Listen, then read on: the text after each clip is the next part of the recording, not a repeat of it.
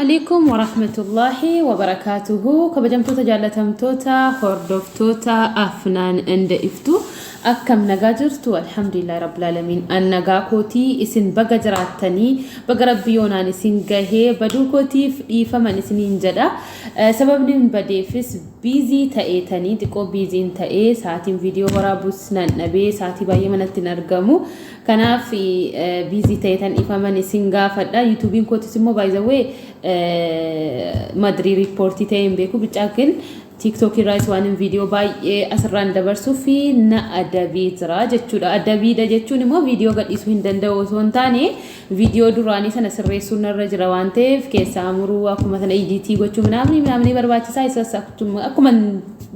almost بقى يوتيوبي كان قتير جتشوني دندا مساتي أما إن شاء الله يتندي بيا وانين كابي قلمان قون جالت وانته في قلمان ننجها يوتيوبي كو قرو وانتن حمد في جتشودا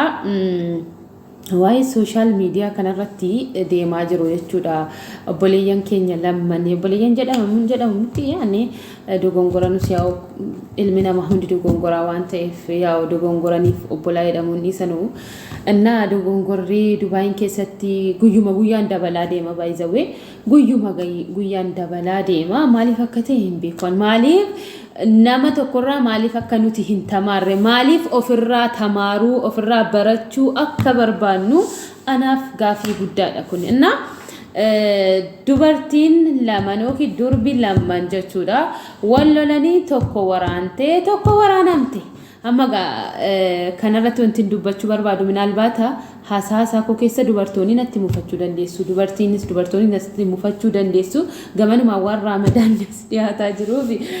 warri natti mufattanii jirtan hundi keessaniyyuu kan hin beekaas ta'e osoo hin beeknis ta'e isin mufachiise hundumti keessanuu dhiifama guddaa isin gaafadha angama iftuutiin kan hin beekus kan hin beeknes dhiifama isiniif godheen jira rabbiif jecha jechuudha isinis akka dhiifama naawwatan abdii guddaan isinirraa qaba ishitaan suudhaan gara shamarran keenya kanaatti yoo deebine shamarran keenya kuni dhiira tokko irratti wal kan wallalani obboleeyyan kiyya dhiirri tokko yoo deeme dhiira kumaatamatu dudduubba kee dhaabbataa jira siigalee ati shamara waan taateef yeroo hundayyuu maraxamtuu waan taateef filatamtuu waan taateef dhiirri tokko gaafa si dhiisee deemu dhiira kumatu dudduubba kee dhaabbatee si kadhata si gaafata isa jaallattu dhabdu isa si jaallatutu dhufa kanaafiyyuu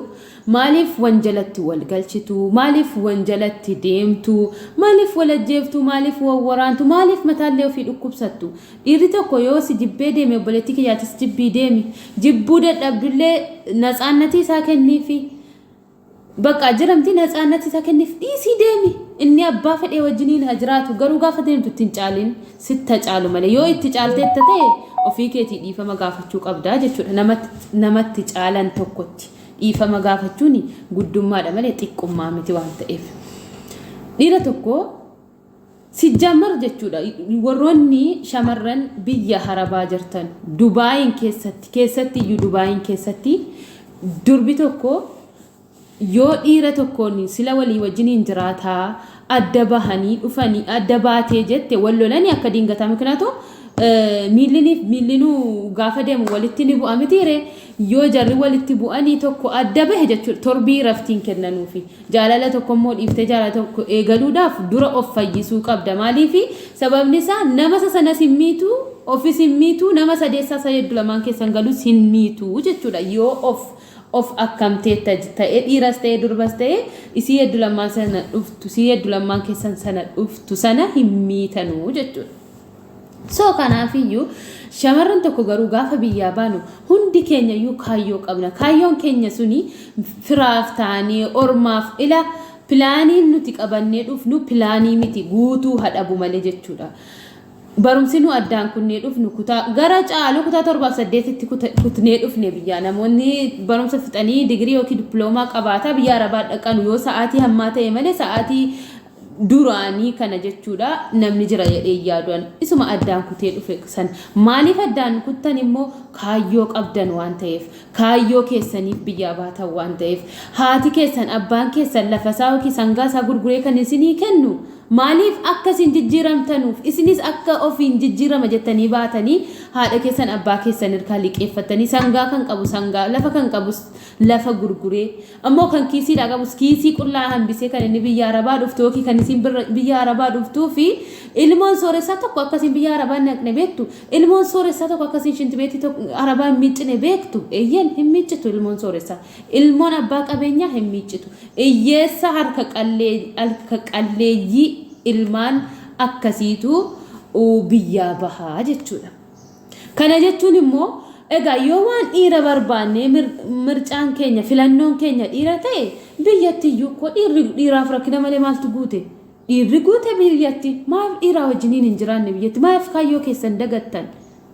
maaliif eenyummaa keessanoo maaliif dagattan maal jedhuu maaliif dagattan safuu maaliif dagattan achi obbolaa kootti maaltu dhagahama